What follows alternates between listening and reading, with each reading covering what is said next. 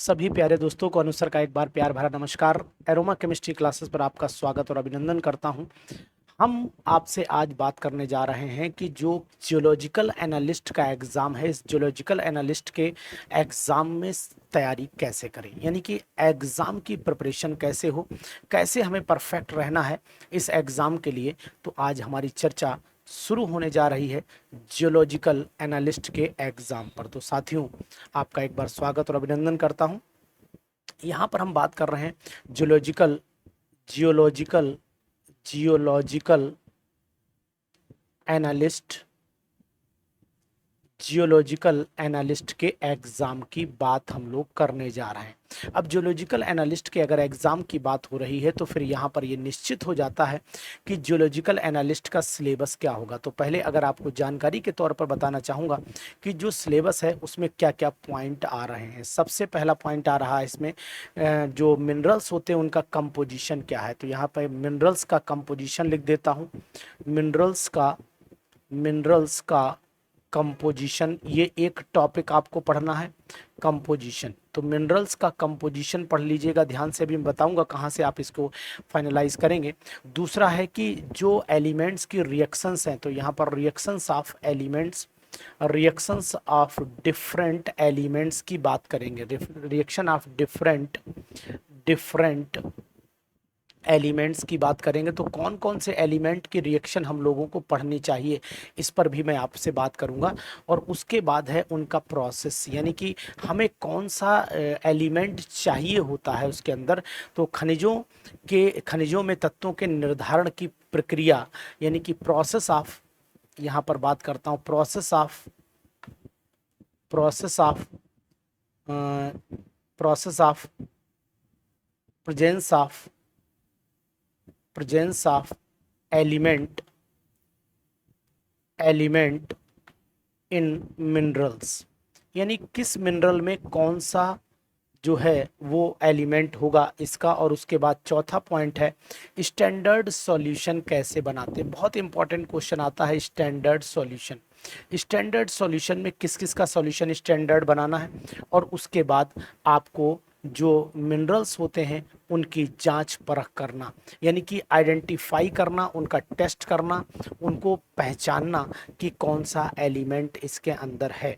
तो यहाँ पर मैं लिख सकता हूँ कि यहाँ पर आइसोलेशन भी कह सकते हो और आप ये भी कह सकते हो कि एनालिसिस कह सकते हो। तो यहाँ पर मैं लिख सकता हूँ analysis of elements in minerals, यानी कि मिनरल में एनालिसिस करना है हमें एलिमेंट्स की। साथ ही साथ हम ये भी कह सकते हैं रॉक की जानकारी भी हमें होनी चाहिए, तो अब क्वेश्चन ये उठता है कि आखिरकार हम लोगों को इसकी प्रिपरेशन कैसे करनी चाहिए, हम लोगों को किन बातों पर ध्यान देना चाहिए कि हम ये 5 6 7 टॉपिक जो हैं बिल्कुल अपने क्लियर कर लें और यहाँ से हमें सलेक्शन मिल जाए। यानी कि अगर आप जियोलॉजिकल एनालिस्ट बनना चाहते हैं तो फिर इन टॉपिक्स को आप बहुत गहन रूप से अध्ययन करें, और अगर आपने गहन रूप से अध्ययन किए तो फिर ये टॉपिक आपके क्लियर हो जाएंगे, क्रिस्टल क्लियर हो जाएंगे।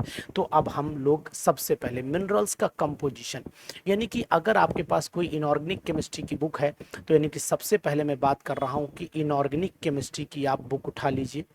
और इनऑर्गेनिक केमिस्ट्री में एक टॉपिक होता है जिसका नाम है मेटलर्जी। क्या नाम है जिसका? मेटलर्जी नाम है। तो यहाँ पर मैं लिख सकता हूँ कि हमें टॉपिक मेटलर्जी को जरूर ध्यान देना है। मेटलर्जी, जब आप मेटलर्जी पढ़ेंगे तो यहाँ पर ओर भी मिलेंगे आपको, यहाँ पर मिनरल्स भी मिलेंगे आपको। तो ओर और मिनरल्स की जानकारी आपको यहाँ से पूरी मिल जाएगी। तो अब आप ध्यान दीजिएगा कि मेटलर्जी अगर आपने पढ़ ली तो ओर और मिनरल्स मिल जाएंगे, और यहीं पर हमें चट्टानों की जानकारी भी मिल जाएगी। यानी कि अगर हम अर्थ के पार्ट्स, मैं आपको अगर इसकी पीडीएफ आप चाहेंगे तो मैं आपको भेजूंगा, पीडीएफ भेजूंगा। लेकिन अगर आप चाहते हैं तो हमारे पास जो अर्थ के पार्ट्स होते हैं, अगर आप नोट करना चाहें कि अर्थ के कितने पार्ट होते हैं, तो अर्थ के 3 पार्ट आपने पढ़े होंगे, एक तो एटमॉस्फेयर, हाइड्रोस्फीयर और लिथोस्फीयर। तो यहाँ पर एक हम लोग एटमॉस्फेयर में बात करते हैं। तो एटमॉस्फेयर हो गया, और एटमॉस्फेयर के बाद एक हो जाता है हमारा हाइड्रोस्फीयर हो जाता है, और एक हमारा हो जाता है लिथोस्फीयर। क्या हो जाता है? लिथोस्फीयर हो जाता है।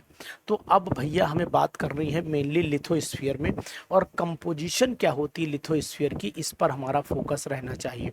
तो यहाँ पर मैं लिथोस्फीयर को अंडरलाइन कर देता हूँ। और लिथोस्फीयर के अंदर आपने पढ़ा होगा कि अभी क्वेश्चन भी आया था, याद करिएगा, इग्निशियस जो इग्नियस जो रॉक्स होती हैं, इग्नियस रॉक्स होती हैं, यानी कि सबसे पहले हमने बात की थी इग्नियस इग्नियस रॉक्स की। इस पर क्वेश्चन भी अभी आपने बिहार के अंदर देखा था, बीपीएससी के अंदर इससे क्वेश्चन भी आया था कि इग्नियस रॉक्स के बारे में बताइए। उसके बाद इग्नियस रॉक के अंदर कौन कौन से, जैसे आपका ग्रेनाइट हो गया, प्यूमाइस हो गया, फेल्डस्पार हो गया, ये नाम सब आपको याद रखने पड़ेंगे। ग्रेनाइट, प्यूमाइस, फेल्डस्पार, है ना, मैग्नेटाइट, तो ये सब नाम इग्नियस रॉक्स के होते हैं। ग्रेनाइट तो बड़ा फेमस, नाम ही फेमस है, तो इनके आप नाम याद कर लीजिएगा, यानी कि इनके एग्जाम्पल्स याद कर लीजिएगा, ये आपको जरूर पढ़ना पड़ेगा। और इन रॉक्स के अंदर जनरली एल्यूमिनो सिलिकेट होता है। क्या होता है? एल्यूमिनो सिलिकेट, इस बात को भी आप ध्यान दीजिएगा, एल्यूमिनो सिलिकेट। तो इसके लिए आपको मेटलर्जी बहुत डिटेल में पढ़नी पड़ेगी। इसके बाद सेडिमेंट्री और मेटामॉर्फिक रॉक्स होती हैं, तो यहाँ पर नंबर 2 आपको सेडिमेंट्री रॉक्स भी पढ़नी पड़ेंगी। सेडिमेंट्री रॉक्स भी पढ़नी पड़ेंगे, और सेडिमेंट्री रॉक्स, और साथ में तीसरा पॉइंट जो है वो मेटामॉर्फिक रॉक्स भी होती है। तो यहाँ पर मेटामॉर्फिक रॉक भी आप पढ़ेंगे, मेटामॉर्फिक रॉक्स भी आप पढ़ लेंगे। तो इन सब चीज़ों के नोट्स प्रॉपर वे में आप बना लीजिए, और ये नोट्स आपके लिए बहुत इंपॉर्टेंट बन जाएंगे। तो ये इतनी बातें जरूर ध्यान दीजिएगा। इसी के कंटिन्यूएशन में अगर आप इनकी लेयर्स की बात करें, यानी कि अगर आपने सेडिमेंट्री रॉक्स पढ़ी हैं, तो सेडिमेंट्री रॉक्स में आपको कॉमनली सैंडस्टोन, लाइमस्टोन, डोलोमाइट, ये सब आ जाती हैं इसके अंदर। और मेटामॉर्फ में जो आ जाएंगी आपके मार्बल आ जाएगा, है ना, मार्बल, स्लेट वाला जो मार्बल होता है वो भी आ जाएगा इसके अंदर। तो ये डिफरेंट फॉर्म्स की मेटामॉर्फिक होती हैं, और ये अधिकतर सेडिमेंट्री रॉक्स जो होती है वो हाई टेम्परेचर के कारण ही बनती है, अभी ये भी जानकारी आपको होगी। अब इनकी लेयर का कंपोजिशन जरूर पढ़ लीजिएगा, क्योंकि वही एग्जामिनेशन में मदद करता है। तो यहाँ पर मैं लिख देता हूँ कंपोजिशन ऑफ डिफरेंट लेयर्स। तो यहाँ एक नोट और बना लीजिए जिसका नाम है कंपोजिशन ऑफ डिफरेंट लेयर्स, यानी कि इनकी कंपोजिशन क्या है, ये जरूर पढ़ लेना, क्योंकि ये क्वेश्चन भी आ सकता है, इंपॉर्टेंट है। अब आखिरकार जो परसेंटेज कंपोजिशन होता है एलिमेंट्स का, वो परसेंटेज कंपोजिशन भी आपको पढ़ना पड़ेगा। तो यहाँ पर लिख देता हूँ percentage composition of elements, percentage composition of elements in minerals. किस मिनरल में कितना परसेंट एलिमेंट होता है, ये आपको बात याद रखनी पड़ेगी। कि सिलिकॉन लगभग कितने परसेंट होगी, कि ऑक्सीजन कितने परसेंट हो जाएगी, इसके अंदर पोटेशियम कितने परसेंट होगा, कैल्शियम कितने परसेंट होगा, ये पूरी डिटेल आपको परसेंटेज, जैसे मेनली आप पोटेशियम की जरूर पढ़िए, सोडियम की जरूर पढ़िए, सिलिकॉन की परसेंटेज जरूर पढ़िए, आयरन की पढ़िए, कार्बन की परसेंटेज, ऑक्सीजन की परसेंटेज जरूर पढ़ लीजिएगा, नाइट्रोजन की परसेंटेज भी आप पढ़ लीजिएगा। इसी के साथ साथ मैग्नीज की परसेंटेज, जिंक की परसेंटेज, मैग्नीशियम की परसेंटेज, ये परसेंटेज जो कॉमन है ये बहुत इंपॉर्टेंट है, ये जरूर पढ़ना पड़ेंगी आपको। तो इस तरीके से आप ये मेटलर्जी का अगर आपने बुक उठा लिया तो सब ये क्रिस्टल क्लियर हो जाएगा, वहाँ पर आपको परेशानी नहीं होगी। तो ये टॉपिक्स आप विशेष तौर से ध्यान दीजिएगा। और साथ ही साथ मैं आपसे ज़रूर कहना चाहूँगा कि मिनरल्स का कंपोजिशन, यानी किस मिनरल में कौन सा एलिमेंट होता है, यानी अगर हम ओर को ही याद कर लें, ओर को याद कर लें तब भी हमारा काम चल जाएगा। तो यहाँ पर ore and its composition, ore and its composition, इस टॉपिक को पढ़ लीजिएगा, इस टॉपिक को पढ़ लीजिएगा, ठीक है, इसे भूलना नहीं है। जैसे कि ऑक्साइड और क्या होते हैं, सल्फाइड और क्या होते हैं, क्लोराइड और क्या होते हैं, कार्बोनेट और क्या होते हैं, इन सब की डिटेल आप पूरी पढ़ लीजिएगा। जैसे मैं आपको एग्जांपल के तौर पर सल्फाइड और लिखे दे रहा हूँ कि सल्फाइड और आपको पढ़ना है। एग्जाम्पल के तौर पर सल्फेट और आपको पढ़ना है, सल्फेट और पढ़ना है। एग्जाम्पल के तौर पर आपको क्लोराइड भी पढ़ना है, एग्जाम्पल के तौर पर आपको ऑक्साइड और भी पढ़ना है, एग्जाम्पल के तौर पे आपको कार्बोनेट और भी पढ़ना है। तो ये सब और आपको पढ़ने हैं। इसी तरीके से नाइट्रेट भी पढ़ लीजिएगा, नाइट्रेट है, सल्फेट है एंड सो ऑन। इस तरीके से जितने भी और हैं और उनका कंपोजिशन क्या है, इसको जरूर आप ध्यान से पढ़ लेना, जिसमें मेन और जो है वो आपके, जैसे आपने सिनेबार का नाम सुना होगा कि सिनेबार है, सिरुसाइट है और हेमेटाइट है, मैग्नेटाइट है, लिमोनाइट है, सिडेराइट है, डोलोमाइट है। ये सब और आपको पढ़ना पड़ेंगे। कारण ये है कि अगर आपने ये और पढ़े तो फिर इनमें कंपोजिशन की जानकारी भी आपको मिल जाएगी। तो ये मेरा मानना है, इतना काम जरूर करिएगा। इसके बाद जितने भी एलिमेंट हैं उन सब की रिएक्शंस देखो यहाँ पर दिया हुआ है, reactions of the different element. लेकिन किन किन एलिमेंट की रिएक्शंस हम लोग पढ़ें, तो यहाँ पर रिएक्शंस ऑफ डिफरेंट एलिमेंट्स में एक मैं सलाह दूंगा, reactions of different element reactions of different element में हमें क्या क्या पढ़ना चाहिए।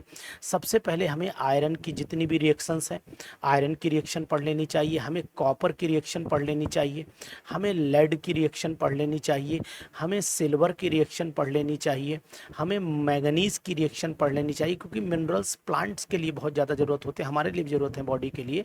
इसके बाद आपको मैग्नीशियम की रिएक्शंस भी मेन रिएक्शंस पढ़नी चाहिए, बताऊंगा कौन कौन सी। इसी के साथ आपको यहाँ पर प्लेटिनम की रिएक्शन भी पढ़ लेनी चाहिए, आर्सेनिक की रिएक्शन भी आपको पढ़ लेनी चाहिए, बिस्मथ की रिएक्शन भी आपको पढ़ लेनी चाहिए।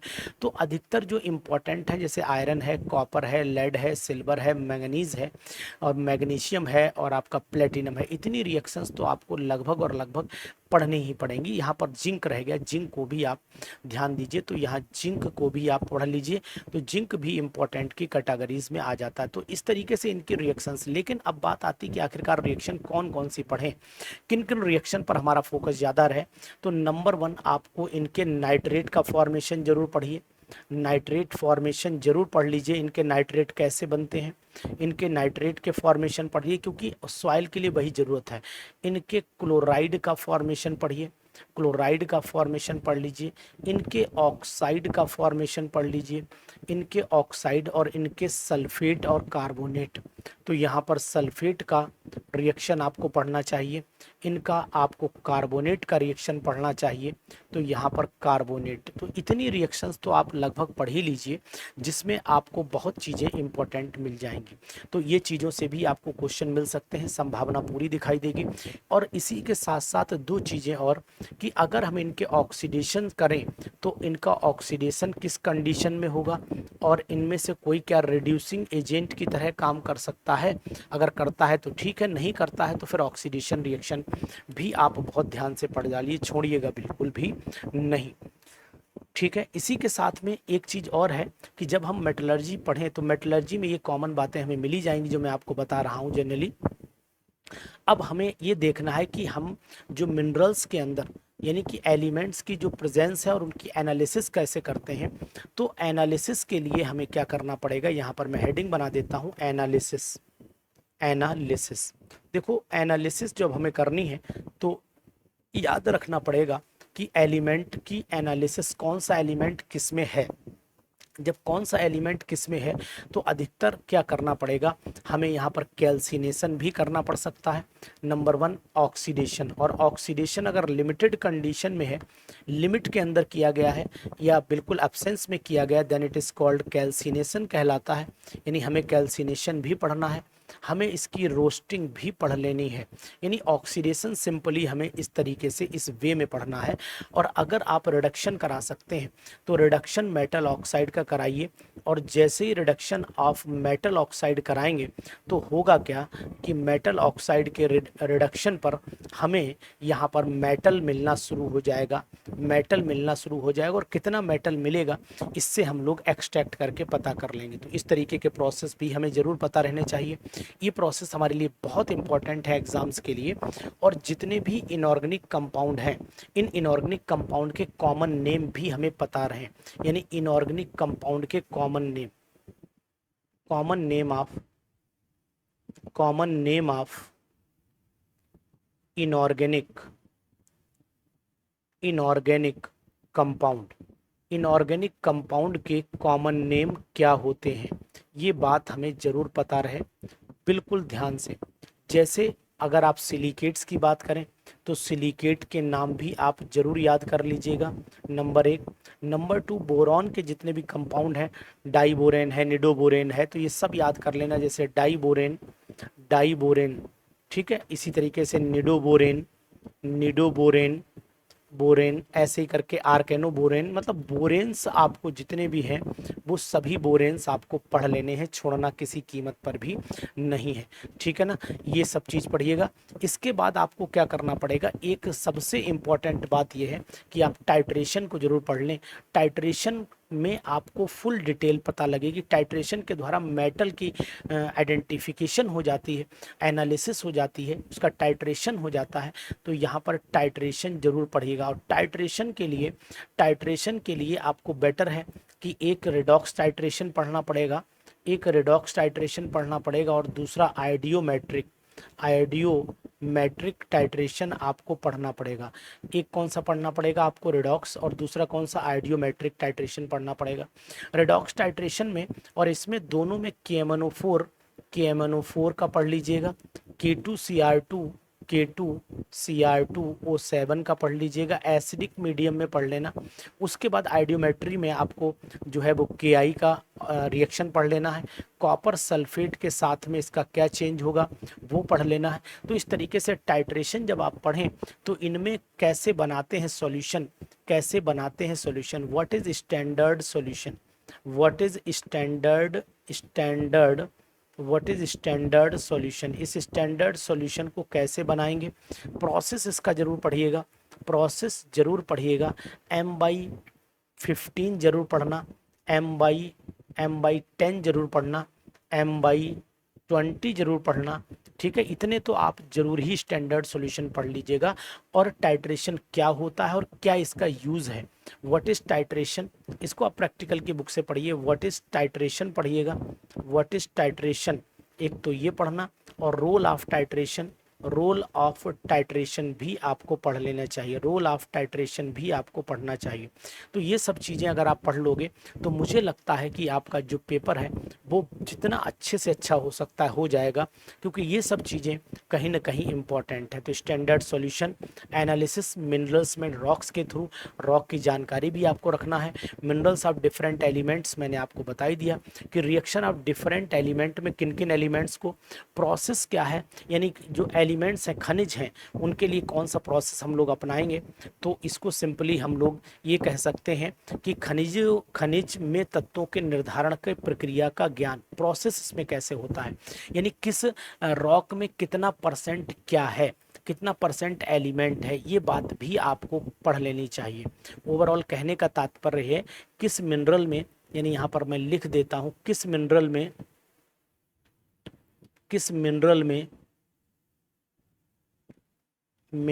कौन सा एलिमेंट किस फॉर्म में रहता है, किस फॉर्म में एग्जिस्ट करता है, ठीक है, किस फॉर्म में एग्जिस्ट कर सकता है, किस फॉर्म में कंबाइन कर सकता है, ऐसे लिखो, किस फॉर्म में कंबाइन करके रहता है, कंबाइन करके रहता है। तो ये डिटेल पढ़िए। इसके लिए बेस्ट बुक जो है वो इनऑर्गेनिक केमिस्ट्री की है। अब इनऑर्गेनिक केमिस्ट्री में कोई भी आप बुक यूज़ कर लीजिएगा, इनऑर्गेनिक केमिस्ट्री की जो भी बुक आपके पास में हो उस बुक पर आप ध्यान दे लीजिएगा। उसमें मेन टॉपिक मेटलर्जी और एलिमेंट्स, इनको है ना,